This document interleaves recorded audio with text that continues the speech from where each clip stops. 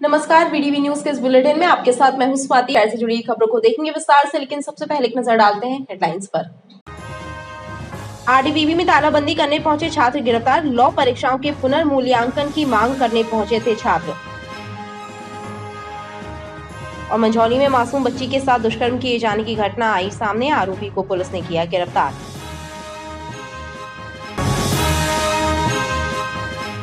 Flyover निर्माण में बाधक बन रहे पक्के निर्माणों को हटाने की कार्यवाही दमोनाका चौक से पाटन रोड पर की गई। पहले दिन दुकानों के सामने टीन के शेड हटाए गए और भवन स्वामियों को एक दिन का समय दिया गया ताकि वे स्वयं अपना निर्माण हटा लें। करीब 160 पक्के निर्माण हटाए जाना तय है।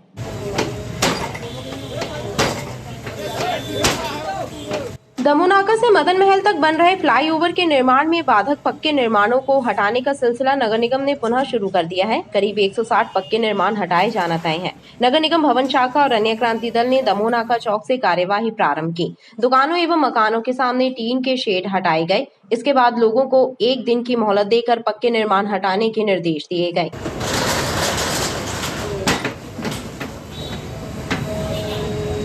आज दमोनाका से पाटन मार्ग की ओर फ्लाईओवर में बाधक निर्माण हटाने की कार्रवाई की जा रही है।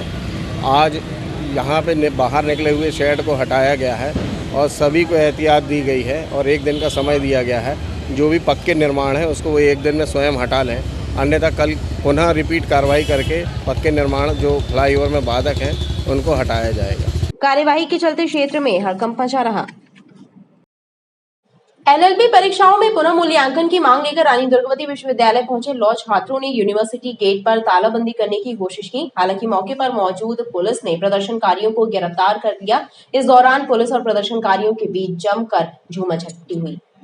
लॉ स्टूडेंट यूनियन के सदस्यों ने एलएलबी परीक्षाओं में पुनः मूल्यांकन की मांग करते हुए विरोध प्रदर्शन किया और रानी दुर्गावती विश्वविद्यालय के मेन गेट पर तालाबंदी की कोशिश की। हालांकि छात्र गेट ताला लगा पाते उसके पहले ही मौके पर मौजूद पुलिस ने छात्रों को खदेड़ दिया। कुछ छात्र नेताओं को गिरफ्तार कर लिया गया। इस दौरान बवाल मचा रहा।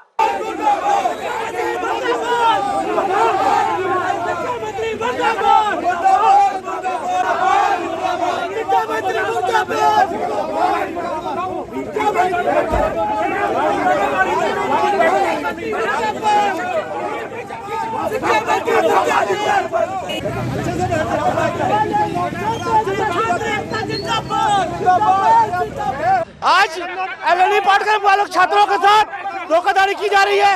आज हम लोग एलएलबी में सुपर 80 और पुनः मूल्यांकन को लेकर यहाँ पे आज जाए हुए थे, लेकिन पुलिस प्रशासन के द्वारा यहाँ हम लोग के साथ अभद्रता रखी गई। छात्रों की आवाज को दबाया जा रहा है।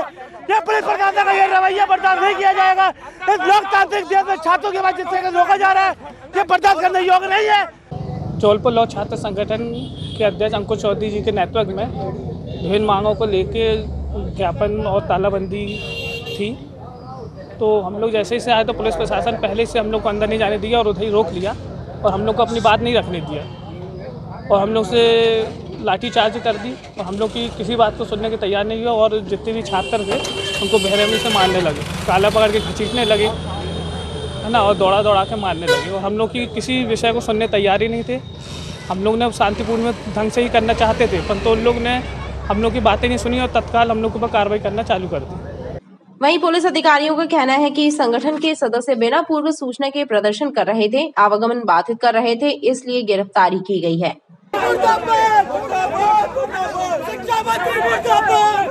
ये छात्र बिना किसी पूर्व अनुमति के यहाँ आंदोलन अचानक एकत्र आंदोलन करना चाहते थे, जो कि विश्वविद्यालय के गेट में ताला लगाने की जिद पर अड़े हुए थे। उनको समझाइश दी गई, उनको इस बात को बताया गया कि वो अपनी मांगों को प्रजातांत्रिक तरीके से रख सकते हैं, लेकिन वो यहाँ यातायात अवरुद्ध करना चाहते थे, लोगों का आवागमन रोकना चाहते थे, इसलिए एहतियात के तौर पर इनकी गिरफ्तारी की। उनको जो विधिपूर्ण प्रक्रिया है उसके तहत गिरफ्तार किया गया। विरोध प्रदर्शन के चलते विश्वविद्यालय परिसर में देर तक हंगामा मचा रहा।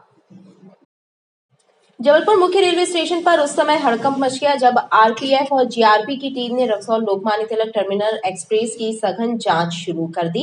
दरअसल बचपन बचाओ आंदोलन की टीम के माध्यम से रेल सुरक्षा एजेंसियों को सूचना मिली कि ट्रेन से कुछ नाबालिग बच्चों को बाल मजदूरी कराने जबरदस्ती ले जाया जा रहा है। इस सूचना पर ट्रेन की सघन तलाशी ली गई। जबलपुर मुख्य रेलवे स्टेशन पर पहुंची रक्सौल लोकमान्य तिलक टर्मिनल एक्सप्रेस में आरपीएफ और जीआरपी की एक टीम ने शुक्रवार को सघन तलाशी अभियान चलाया। रेलवे की सुरक्षा एजेंसियों द्वारा शुरू किए गए तलाशी अभियान से रेल यात्रियों में हड़कंप मच गया।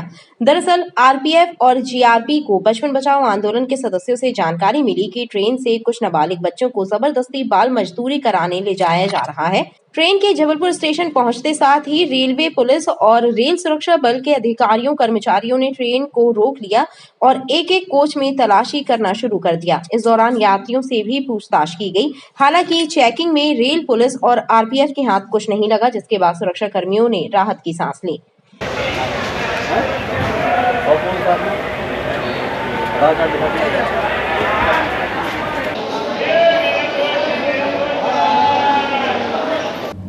बचपन बचाओ संस्था द्वारा सूचना दी गई थी कि कुछ सस्पेक्ट लड़के जिनकी संभावना है कि ये जो है ह्यूमन ट्रैफिकिंग से संबंधित हैं, तो आरपीएफ और जीआरपी की टीम द्वारा गाड़ी संख्या 2545 रक्सौल लोकमान्य तिलक में आगे के जनरल डिब्बों में इसकी चेकिंग की गई। बचपन बचाओ के प्रतिनिधि भी मौजूद थे, लेकिन जो फ़ोटो और जिस हुलिये के हिसाब से उन्होंने बताया उस तरीके का कोई उसमें सस्पेक्ट नहीं मिला। इसके अलावा भी काफ़ी लोगों से पूछताछ की, लेकिन वो खबर वेरीफाई नहीं हो पाई। से सूचना प्राप्त हुई थी कि मुंबई एलटीटी एक्सप्रेस है जो उसमें 9 बच्चों को बाल मजदूरी के लिए लेके जा रहे हैं, जिसकी तस्दीक हेतु हमने हमारा स्टाफ के ट्रेन करीब 2 बजे एक प्लेटफॉर्म नंबर 1 पर आई, जिसके डब्बों की हमने तलाशी ली है। उसमें कोई भी बाल मजदूर नहीं मिले। ट्रेन की संपूर्ण चेकिंग करने के बाद ट्रेन को गंतव्य की ओर रवाना किया गया। इन दिनों सब्जियों के दाम आसमान छू रहे हैं। कोई भी सब्जी 60 रुपए किलो से कम पर नहीं बिक रही है। टमाटर 100 रुपए किलो और मिर्ची, अदरक, धनिया 250 रुपए किलो बिक रहे हैं। सब्जियां अब मध्यम श्रेणी परिवार की पहुंच से बाहर होती जा रही हैं। सब्जी के दाम आसमान छू रहे हैं। टमाटर, परवल, लौकी, भिंडी, अदरक, लहसुन, हरी मिर्च, धनिया सहित तमाम सब्जियां मध्यम श्रेणी परिवारों की पहुंच से बाहर जाती दिखाई दे रही हैं। सब्जियों के तेजी से बढ़ते हुए दामों ने लोगों से खाने का स्वाद छीन लिया। लोग परेशान हैं। जो परिवार 1 किलो, आधा किलो सब्जी खरीदते थे, अब एक पाव खरीदने पर मजबूर हैं। बहुत महंगी मिल रही, 80 रुपए 100 रुपए किलो टमाटर। अदरक लहसुन की बात करें तो 200 रुपए किलो। कैसे घर चला पा रहे हैं आप लोग? कम तो सिला लगे चला रहे, थोड़ा थोड़े में। हाँ, होना ही चाहिए। गरीब लोग खा कहाँ पा रहे हैं। 5 रुपए की धनिया, 5 रुपए की मिर्ची नहीं मिल रही। अब 10 रुपए का कहाँ से कोई लेगा। मैं सब्जी लेने यहाँ पर आया हुआ था, जगह मैंने टमाटर का भाव देखा, अदरक, लहसुन और मिर्ची का मैंने भाव देखा। टमाटर 120 रुपए किलो बहुत ही महंगा है, जो नहीं होना चाहिए। अदरक 200 रुपए किलो है, धनिया 100 रुपए किलो है, लहसुन 200 रुपए किलो है। इतना ज़्यादा महंगा चल रहा है अभी रेट कि परिवार चलाना बहुत ही ज़्यादा प्रॉब्लम जा रही है। मेरा ये सरकार से अनुरोध है कि इसमें कुछ नियंत्रण होना चाहिए, ताकि रेट में कुछ कमी आए, ताकि परिवार हम कम रेट में चला सकें। जो परिवार चल रहा था कल 200 रुपये में, आज वो 1000 रुपये में नहीं चल रहा है। सबसे महंगा दिख रहा है आपको ये लगभग 10 दिन करीबन लगभग होगा समथिंग, और इस पर कुछ कमी होना चाहिए। रेट बहुत ही ज़्यादा है। लोगों का कहना है कि सरकार को इस ओर ध्यान देना चाहिए ताकि मुनाफाखोरी पर लगाम लग सके। दमोह नाका चौक अतिक्रमण हटाने पहुंचे नगर निगम के आउटसोर्स कर्मचारी आपस में भिड़ गए, जिसके चलते देर तक बवाल मचा रहा। आउटसोर्स के 2 कर्मचारियों के बीच गुंडों बदमाशों की तरह झगड़ा हुआ, जो चर्चा का विषय बना हुआ है। दमोह नाका चौक पर अतिक्रमण हटाने पहुंचे नगर निगम के अन्य क्रांति दल के 2 आउटसोर्स कर्मचारी आपस में झगड़ पड़े। आउटसोर्स कर्मचारी सोनू सेन और सौरभ के बीच गुंडों बदमाशों की तरह झगड़ा होते देख मजमा लग गया। दोनों ने एक दूसरे पर गुंडागर्दी करने के आरोप लगाते हुए कहा कि परेशान किया जा रहा है।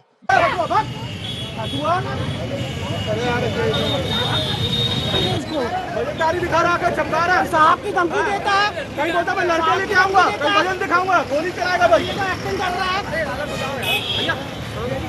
जब भी देखो ये आता नहीं है, मैं इसको बोलता हूँ तू भाई टाइम पे अपना आया कर। ये दल प्रभारी इसको नहीं पसंद करते हैं, नहीं रखना चाहते हैं। दल प्रभारी इसकी अटेंडेंस बोलते हैं हम साइन नहीं करेंगे, हम ना पे लेटर देंगे।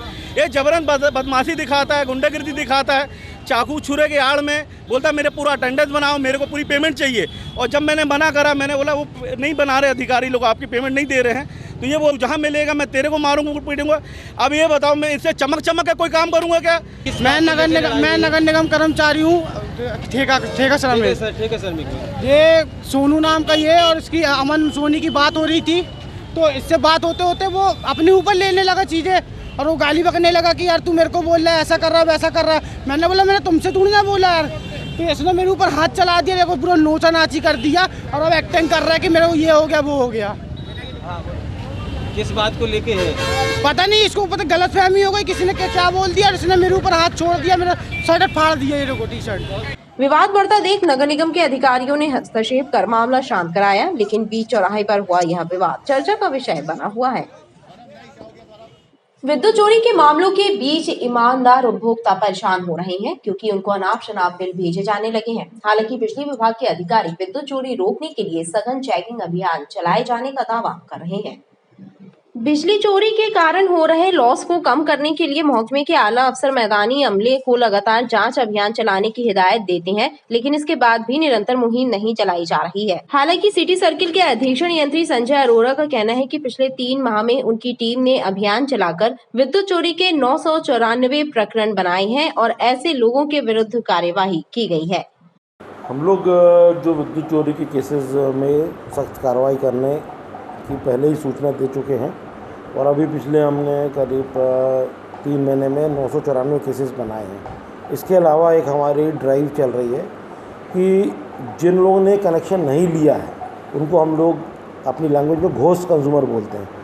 तो अगर पूर्व क्षेत्र कंपनी उनको इवन बिना अगर कोई उनके पास सिक्योरिटी डिपॉजिट के लिए मुनासिब अमाउंट नहीं है या जो फॉर्मेलिटीज़ के लिए जो अमाउंट की रिक्वायरमेंट है जमा करने की वो नहीं है, तो एमपीबी उनको एक डिस्काउंटेड अमाउंट में कनेक्शंस दे रही है और जो बाकी का जो मैंडेटरी अमाउंट है जो ज़रूरी है नियमों के हिसाब से वो हम लोग बिलों में किस्तों के रूप में भी उनसे लेने के लिए हम लोग प्रावधान कर रहे हैं। पर अगर इसके बावजूद भी अगर कोई व्यक्ति कनेक्शन नहीं लेता तो हम लोगों ने घोस्ट कंज्यूमर की चेकिंग की ड्राइव चलाई है और अगले 1 महीने में आप देखेंगे कि जो घोस्ट कंज्यूमर है, घोस्ट कंज्यूमर मतलब कि ऐसे उपभोक्ता जो लोग चोरी कर रहे हैं, हमारे सिस्टम से बिजली नहीं रह रहे, उनके ऊपर सख्त कार्रवाई की जाएगी। वहीं विभागीय अमले के द्वारा चेकिंग के दौरान बिना विद्युत कनेक्शन वाले लोगों की सूची भी तैयार की जा रही है। करियापादर एवं गलगला स्थित कब्रिस्तान में कमरों का निर्माण कर उसे किराए पर दिए जाने पर स्थानीय लोगों ने आपत्ति जताई है। इस मामले को लेकर क्षेत्रीय जनता ने कलेक्टर एवं कमिश्नर को भी शिकायत पत्र सौंपा। करियापादर कब्रिस्तान में कमरों का निर्माण कर उनको किराए पर उठाए जाने का आरोप लगाते हुए क्षेत्रीय लोगों ने बताया कि खुद को वक्फ बोर्ड का सदस्य बताने वाले नसीम बेग के द्वारा कमरों का निर्माण कराया है और उनमें किराएदार रख दिए हैं। इस मामले को लेकर जिला प्रशासन से भी शिकायत की गई है। करियापत्थर कब्रिस्तान है, बहुत पुराना वक्फ बोर्ड, और गलगला कब्रिस्तान बहुत पुराना है। उसका मेंबर बन के मिर्जा नसीम बेग यहाँ पर कमरे बना दिया, किराया वसूलना, अपने आप को वक्फ बोर्ड का मेंबर बताता है, कहीं एनओसी से वो बस स्टाफ का अपना अध्यक्ष बनाता है, चारों तरफ से वसूली का काम करता है। उसकी वसूली जो है ना वक्फ बोर्ड का मेंबर है ना कुछ है। उसके खिलाफ आज हम लोग ने कमिश्नर, कलेक्टर सभी को एसडीएम थानों में उसकी कंप्लेंट करे हैं। 420 वाला काम करता है इस तरीके से, मतलब वक्फ बोर्ड की जगह में आप लोग देख रहे हो कि लोगों को सब दिया और अपनी वसूली करता है और भ्रष्टाचार मचा के रखा है। उसके खिलाफ कार्रवाई की मांग कर रहे हैं हम लोग। अगर कार्रवाई नहीं हुई तो उसके लिए आंदोलन भी होगा। वहीं इस मामले की जांच कर कार्यवाही करने की मांग की गई है। ग्वालियर में रिटायर्ड डीजीपी की पोती की गोली मारकर हत्या किए जाने की घटना से आक्रोशित अखिल भारतवर्षीय यादव महासभा के सदस्यों ने मुख्यमंत्री एवं पुलिस महानिदेशक के नाम एक पत्र सौंपा है और आरोपी के विरुद्ध सख्त कार्यवाही किए जाने की मांग की है। ग्वालियर में बीते दिनों रिटायर्ड डीजीपी सुरेंद्र सिंह की 17 वर्षीय पोती की गोली मारकर हत्या कर दी गई थी। इस घटना से यादव समाज में आक्रोश व्याप्त है। इसी सिलसिले में अखिल भारतवर्षीय यादव महासभा के द्वारा जिला प्रशासन को मुख्यमंत्री एवं पुलिस महानिदेशक के नाम एक मांग पत्र सौंपा है। संगठन के सदस्यों का कहना है कि प्रदेश में अपराध बढ़ रहे हैं, जिसके कारण लोग खुद को असुरक्षित महसूस कर रहे हैं।